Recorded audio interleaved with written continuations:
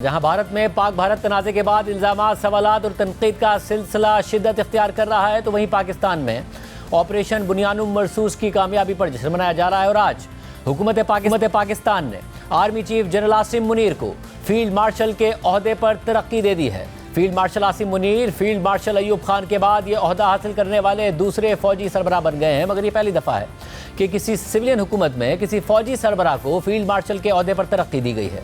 इसके अलावा आज वफाकी हुकूमत ने सरबराह पाक फ़िज़ाइया air chief marshal Zaheer Ahmed Babar Sidhu की मुद्दत मुलाजमत ख़त्म होने पर उन्हें तौसी देने का फैसला किया है।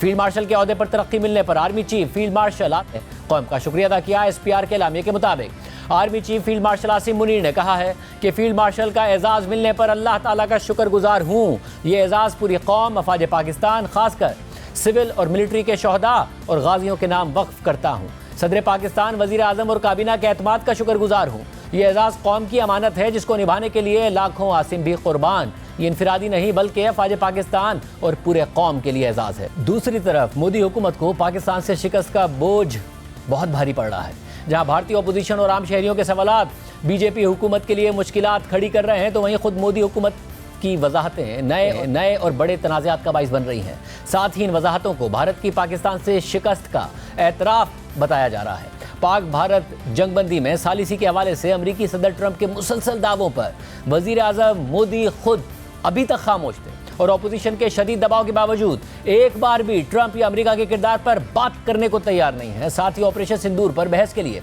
पार्लियामेंट का इजलास बुलाने से भी मुसलसल कतरा रहे हैं और सवालात से भाग रहे हैं। मोदी हुकूमत के वुज़रा भी सदर ट्रंप के दावों पर रद्द अमल देने से गुरेज कर रहे हैं और भारत में ये सवाल शिद्दत इख्तियार कर रहा है कि आखिर क्यों वज़ीर आज़म मोदी हाँ या ना में सदर ट्रंप को जवाब नहीं दे रहे। अभी तक पार्लियामेंट का मुश्तरका इजलास तो नहीं बुलाया गया, लेकिन 9 दिन बाद भारत के आला ओहदेदार की तरफ से ट्रंप के दावों और ऑपरेशन सिंदूर के हवाले से अरकान पार्लियामेंट के सामने तफसीली वजाहत सामने आई है, जिससे मोदी हुकूमत का अपना बयानिया मजीद कमजोर हो गया है। भारतीय मीडिया के मुताबिक भारतीय सेक्रेटरी खारजा विक्रम मिस्री ने कांग्रेस रहनुमा शशि थरूर की सरबराही में खारजा उमूर की 31 अरकान पर मुश्तमिल पार्लिमानी कमेटी को ब्रीफिंग दी है और 3 घंटे से ज़ायद तक अरकान पार्लियामेंट के मुताबिक सख्त सवालों का सामना किया। सेक्रेटरी खारजा विक्रम ने अरकान पार्लियामेंट के सवालों का जवाब देते हुए कहा कि पाक भारत जंगबंदी मुकम्मल तौर पर दो तरफा थी। जंगबंदी में किसी तीसरे फरीक या अमरीकी सदर ट्रंप का कोई किरदार नहीं था। सीज़ फायर के लिए पाकिस्तान ने ही राब्ता किया। विक्रम मिस्री ने मजीद कहा कि भारत की अमरीका से मामूल की बातचीत हो रही थी, मगर जंगबंदी में अमरीका ने कोई सालिसी नहीं की। विक्रम मिस्री से सवाल हुआ कि फिर भारतीय हुकूमत ट्रंप को क्यों सेंटर स्टेज मुहैया कर रही है और क्यों सीज़ फायर के हवाले से उनके मुसलसल दावों की तरदीद नहीं कर रही है, भारत क्यों खामोश है। भारतीय मीडिया रिपोर्ट्स के मुताबिक विक्रम मिस्री ने इस सवाल का कोई खास जवाब नहीं दिया। तहम कुछ रिपोर्ट्स के मुताबिक उन्होंने ये ज़रूर कहा कि ट्रंप ने सीज़ फायर के हवाले से सोशल मीडिया पर दावे किए थे। उन्होंने किसी ऑफिशियल चैनल पर दावा नहीं किया जहां भारत अपना मौक़िफ़ रख सकता। सदर ट्रंप ने हमसे बीच में आने की इजाज़त नहीं ली, वो खुद ही स्टेज पर आना चाहते थे और स्टेज पर आ गए। ब्रीफिंग के दौरान विक्रम मिस्री ने यह भी कहा कि पाकिस्तान और भारत के दरमियान तनाज़ा रिवायती जंग के दायरे में रहा।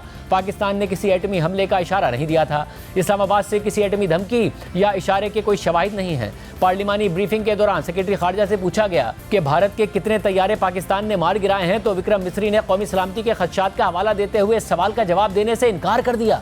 इस ब्रीफिंग से 2 अहम चीज़ें वाज़ेह हो रही हैं। एक तो ये कि भारत की तरफ से इनकार के बजाय जवाब देने से गुरेज से साबित हो रहा है कि पाकिस्तान ने भारतीय तैयारे मार गिराए हैं। बैनुल-अक़वामी मीडिया भी यही कह रहा है और यह बात मोदी हुकूमत तमाम सेंसरशिप के बावजूद छुपा नहीं पा रही है। दूसरी बात यह है कि भारतीय सेक्रेटरी खारजा विक्रम मिस्री जो पाक भारत तनाज़े के दौरान भारत में सबसे ज़्यादा आगाह शख्सियत समझे जा रहे थे, क्योंकि वही ब्रीफिंग्स दे रहे थे, वो अब ये दावा कर रहे हैं कि पाकिस्तान से एटमी हमले या धमकी का इशारा भी नहीं मिला। और जहाँ ये मौक़िफ़ पाकिस्तान के हक़ में जा रहा है, तो वहीं खुद भारतीय वज़ीर आज़म नरेंद्र मोदी को इस मौक़िफ़ से हज़ीमत का सामना करना पड़ रहा है, क्योंकि भारतीय वज़ीर आज़म नरेंद्र मोदी ने कौम से खिताब के दौरान ये तासुर दिया था कि पाकिस्तान न्यूक्लियर ब्लैकमेलिंग कर रहा है। पाकिस्तान ने भारत पर ही हमला करना शुरू कर, हमारे सैन्य ठिकानों को निशाना बनाया। आने वाले दिनों में हम पाकिस्तान के हर कदम को इस कसौटी पर मापेंगे कि वो क्या रवैया अपनाता है। भारत पर हमला हुआ, हम अपने तरीके से अपनी शर्तों पर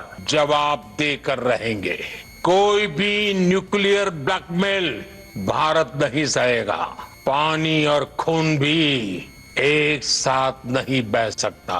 वज़ीर आज़म मोदी के गिर्द सवालात का घेरा मजीद तंग हो रहा है, लेकिन भारत में सवालात उठाने वालों की हुब्बुल वतनी पर सवाल उठाया जा रहा है। उन्हें पाकिस्तान के एजेंट से हामी करार दिया जा रहा है। यहाँ तक कि इन इल्जामात से कांग्रेस के सीनियर रहनुमा और भारतीय अपोजिशन लीडर राहुल गांधी भी महफूज नहीं है। राहुल गांधी वजीर आजम मोदी पर सवाल उठा रहे थे, उनसे पूछ रहे थे कि वो ट्रंप के दावों पर जवाब क्यों नहीं दे रहे हैं। राहुल गांधी जयशंकर के बयान पर तनकीद कर रहे थे, ऑपरेशन सिंदूर से पहले पाकिस्तान को इतला देने को संगीन जुर्म करार दे रहे थे। मगर अब राहुल गांधी के इन्हीं सवालात पर बीजेपी के हामी उनकी हुब्बुल वतनी पर सवाल उठा रहे हैं और उन पर पाकिस्तान का मौक़िफ़ अपनाने का इल्ज़ाम लगा रहे हैं। मगर इस सब के बावजूद भारत में ऑपरेशन सिंदूर और हुकूमती बयानिए पर तनकीद करने या सवालात उठाने का सिलसिला नहीं रुक पा रहा है, बल्कि इसमें शिद्दत आती जा रही है और आहिस्ता आहिस्ता भारत की नाकामी का एतराफ़ किया जा रहा है। भारतीय सहाफ़ी राजदीप सरदेसाई, जिनका चैनल पाक भारत तनाज़े के दौरान फेक न्यूज़ फैलाने वाले भारतीय मीडिया का हिस्सा बना हुआ था और वो खुद मोदी हुकूमत के बयानिए का साथ दे रहे थे, उसे फैला रहे थे और पाकिस्तानी तैयारी गिराए जाने की खबरें चला रहे थे, उन्होंने अब सवाल उठाते हुए तस्लीम कर लिया है